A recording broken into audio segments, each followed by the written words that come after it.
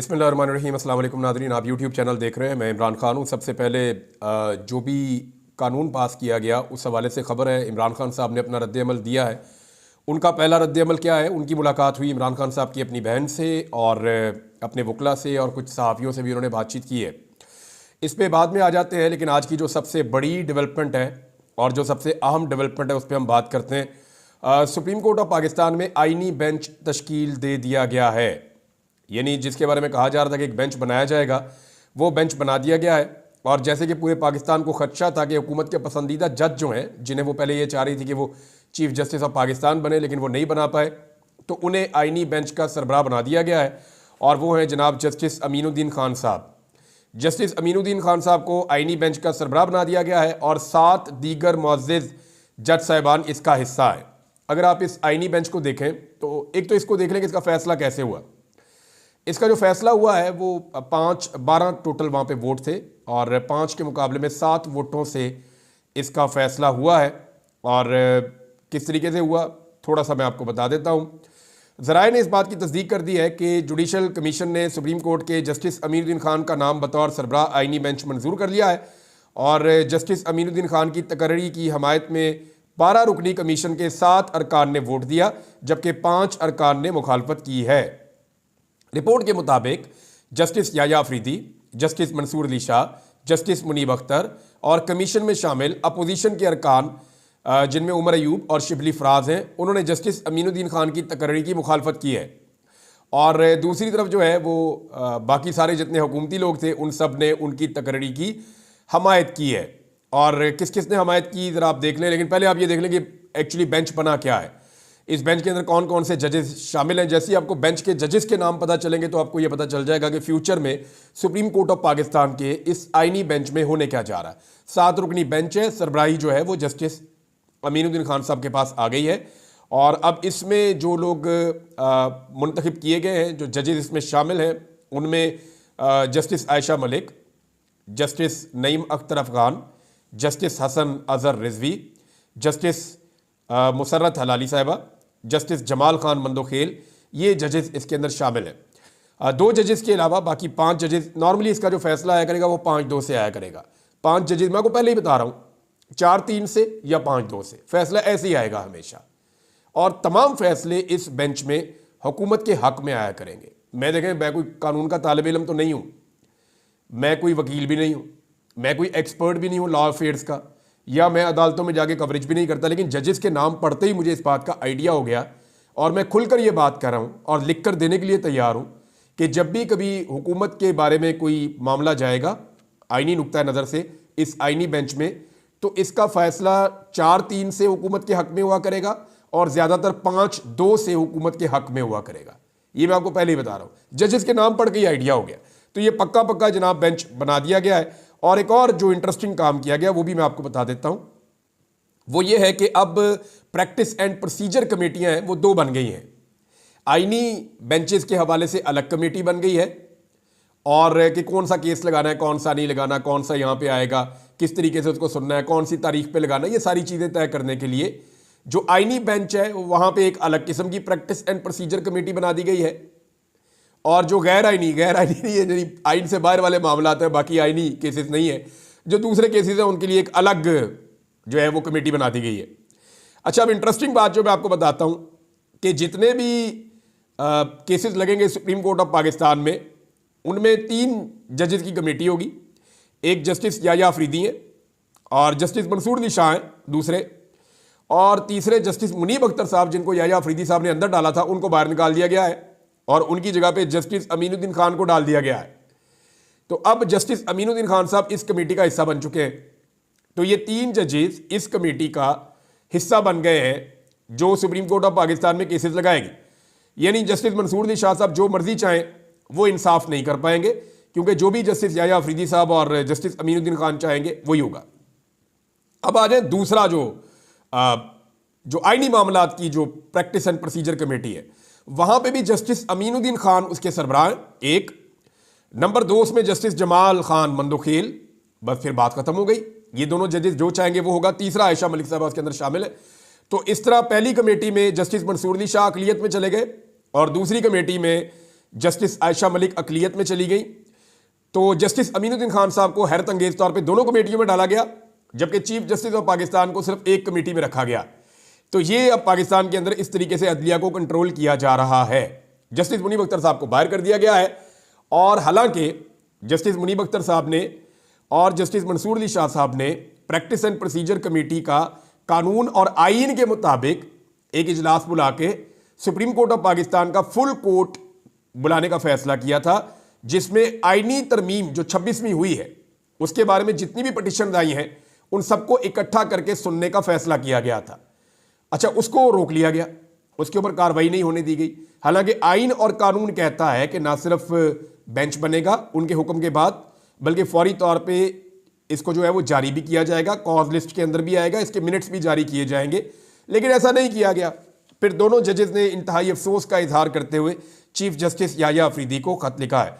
अब तक का अगर आप रोल देखें याह्या अफरीदी साहब का, तो उन्होंने एक तरफ तो ये कोशिश की है कि जो इंतजामी मामलात हैं सुप्रीम कोर्ट ऑफ पाकिस्तान के, वहाँ पे वो जजेस के अंदर इख्तलाफ ख़त्म करने की कोशिश करें, और ये कोशिश करें कि जो जस्टिस काजी फ़ायद ईसा साहब ने माहौल बनाया हुआ था उस माहौल से जान छूट जाए। लेकिन दूसरी तरफ उन्होंने कुछ सहूलतकारी भी की है हुकूमत की, आईनी तरमीम के हवाले से, या उसके बाद होने वाली कानून साजियों के हवाले से, या आईनी बेंच बनाने के हवाले से। तो वो जो सहूलतकारी है उसने सारे किए किराए पर पानी फेर दिया है। अब अदलिया अमली तौर पे हुकूमत के कंट्रोल में है, शिकंजे में है। यानी आज एक और भी पटिशन दायर की गई, जो पंजाब के अपोजिशन लीडर हैं उन्होंने भी अजहर सदीक साहब के हवाले से करके वो एक और पटिशन दायर कर दी सुप्रीम कोर्ट ऑफ पाकिस्तान में। लेकिन मामला ये है कि ये तमाम पटिशन जो 26वीं आईनी तरमीम के खिलाफ डाली गई हैं दरखास्तें, ये सारी अगर आईनी बेंच में जाएंगी फिर तो फारिग हैं, लेकिन अगर ये सुप्रीम कोर्ट ऑफ पाकिस्तान में जाएंगी फुल कोर्ट के सामने, तो फिर आप इंसाफ की उम्मीद कर सकते हैं।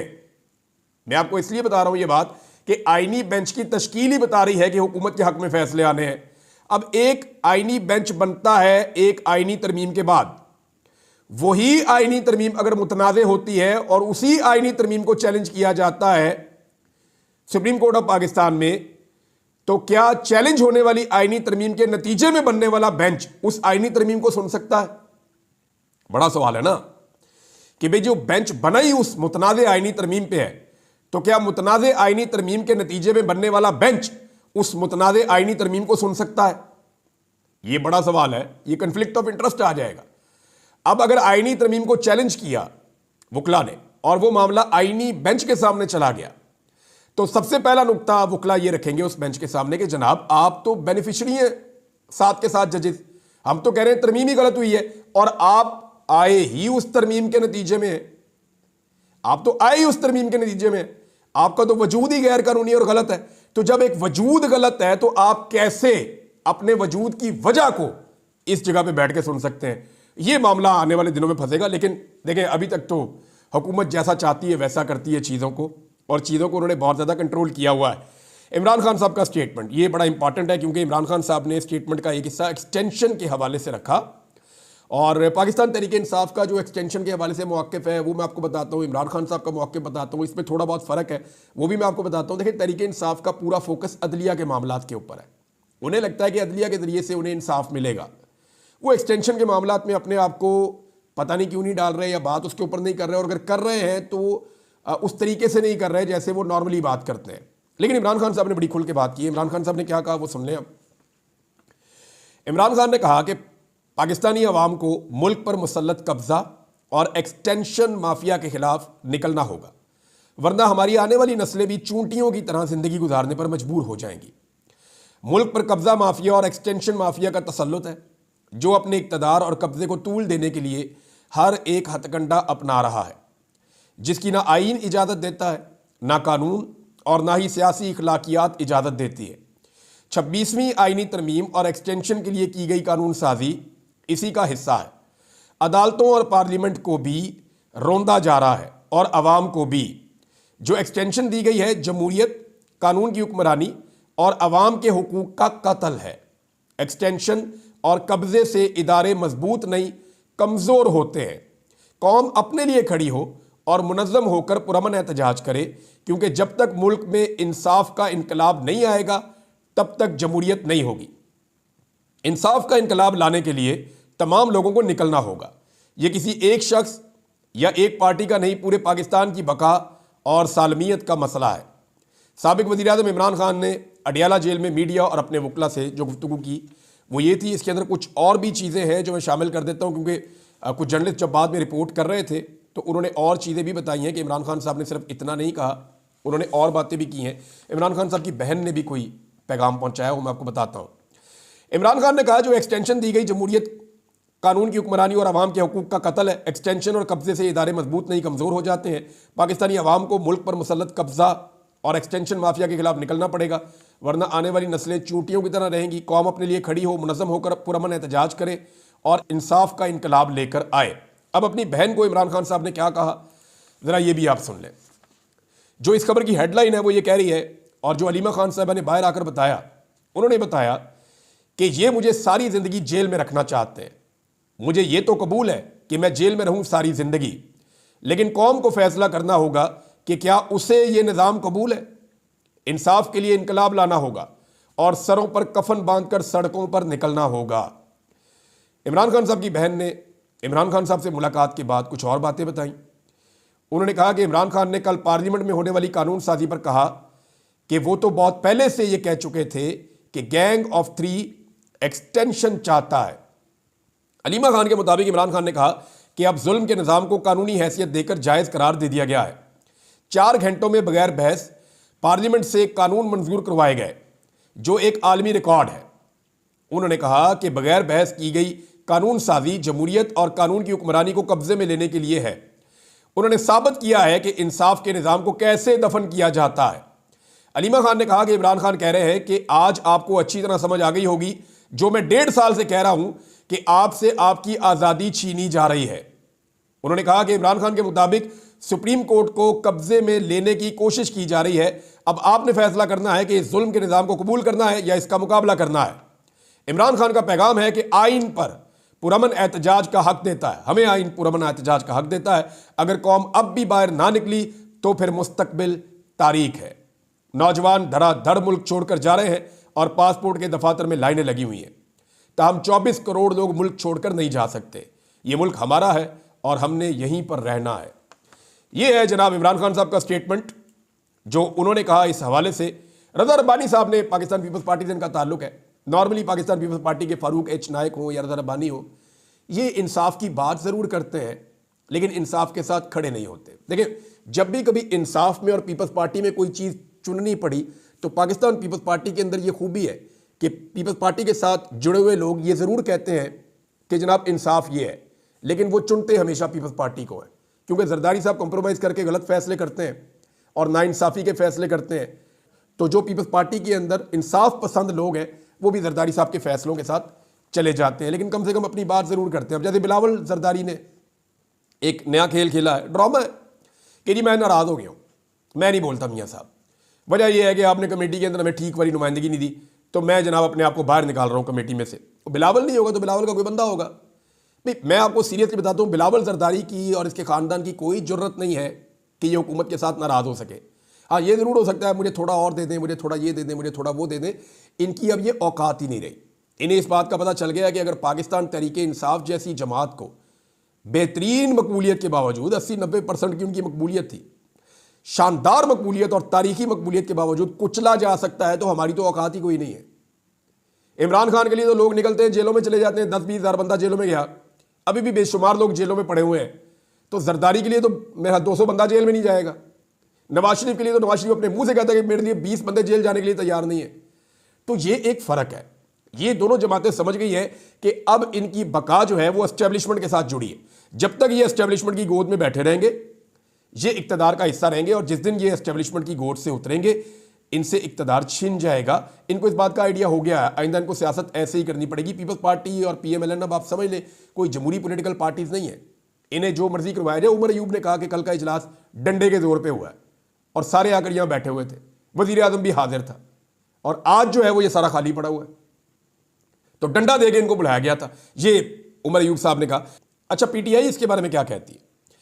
PTI कहती है सर्विसेज चीफ की मुद्दत मुलाजमत में तोसी समेत दीगर अहम मामलात पर पार्लियामान से कानून साजी का मामला पाकिस्तान तहरीक इंसाफ की कानून साजी के हुकूमती अंदाज पर कड़ी तनकीद। हुकूमती तर्ज अमल को पूरी रियासती और इंतजामी ढांचे की तबाही और बर्बादी का जिम्मेदार करार दे दिया। मैंडेट चोरी की बुनियादों पर कायम कठपुतली सरकार पूरे रियासती निज़ाम और इंतजामी ढांचे की तबाही की राह पर गामजन है। तर्जुमान पाकिस्तान तहरीक इंसाफ, ये उन्होंने ये स्टेटमेंट दिया। फिर वो कह रहे हैं जी कि इंतखाबात हारे हुए अराकीन को पार्लियामेंट में भरकर ईवान को एस्टेब्लिशमेंट के इशारों पर नाचने वाली सर्कस में बदल दिया गया। ये कहा जी तर्जुमान पाकिस्तान तहरीक इंसाफ ने। आइन में स्याह तरीन तरामीम और नहायत मुबहम शख्सी अगराज और मकासद पर मबनी कानून साजी से पार्लिमान का पूरा इदारा जमीन बोस होकर रह गया है। तहरीक इंसाफ, मैंडेट चोर सरकार की जानिब से आज तक ऐवान से जोर जबरदस्ती या साजिश और चलाकी से मंजूर करवाया गया हर कानून काबिज अशराफिया के मफादात के तहफ़्फ़ुज़ के लिए है। तहरीक इंसाफ ने पार्लियामेंट के दोनों ऐवानों से कल मंजूर करवाए गए तीनों कानूनी मुसव्वतों को पूरी शिद्दत से नामंजूर और मुस्तरद कर दिया है। पाकिस्तान तहरीक इंसाफ, इस ताज़ा तरीन हुकूमती कानून साजी से अफवाज पाकिस्तान और निज़ाम अदल पर मनफी असरात के इम्कानात हैं, जिसका बराह रास्त असर रियासत और कौमी मफादात पर पड़ रहा है। तहरीक इंसाफ ने यह भी कहा, हसास मामलात पर बगैर बहस और तमहीज़ के कानून साजी के कल्चर ने माजी में भी नाकाबिल तलाफी नुकसान पहुंचाया और आइंदा भी इसका नुकसान होगा। तहरीक इंसाफ, मुल्क पर मुसल्लत कब्जा और एक्सटेंशन माफिया के कदम ना रोके गए तो पाक सरजमीन को 24 करोड़ पाकिस्तानियों के लिए आखिरी हदों तक तंग कर दिया जाएगा। यानी यह किया जा रहा है। बहरहाल ये पाकिस्तान तहरीक इंसाफ ने भी एक्सटेंशन माफिया का लफ्ज़ इस्तेमाल किया है और वो भी ये कह रहे हैं कि ये जो हुआ वो गलत हुआ, चाहे वो एक्सटेंशन के हवाले से है, चाहे वो प्रैक्टिस एंड प्रोसीजर कमेटी के हवाले से है, चाहे बाकी मामलात हैं। लेकिन सुप्रीम कोर्ट ऑफ पाकिस्तान के अंदर जो अजीबोगरीब चीज़ हो रही है वो ये हो रही है कि जस्टिस याह्या अफरीदी, जिनको पाकिस्तान पीपल्स पार्टी ने, मुस्लिम लीग नून ने और पाकिस्तान की अशराफिया ने या एस्टेब्लिशमेंट ने चुना था, ऐसा लगता है कि वो उसी ट्रैक पे जा रहे हैं जिस ट्रैक के लिए उनको मुंतखब किया गया था या लाया गया था। अब दोबारा से जो है वो सारी तवज्जो इस बात पे है कि अदलिया के अंदर से क्या रिएक्शन होता है, नंबर एक। नंबर दो, तवज्जो इस बात पे है कि वकला इसके ऊपर किस किस्म का रद्द-ए-अमल देते हैं। नंबर तीन, डिपेंड करता है कि अवाम अपने हक के लिए कब खड़ी होती है। अगर अवाम को लगता है कि उनका हक नहीं छिन रहा तो सुकून नाल बैठो, और अगर अवाम को लगता है कि इस सारे खेल के अंदर वो कहीं नहीं है या उनका मफाद कहीं नहीं है बल्कि उनके मफादात का कत्ल किया जा रहा है, तो अवाम अपना रद्द-ए-अमल दे सकती है। अभी मैं दोबारा जाते जाते एक बात कहूँगा, कई लोगों को ये बात बुरी लगती है।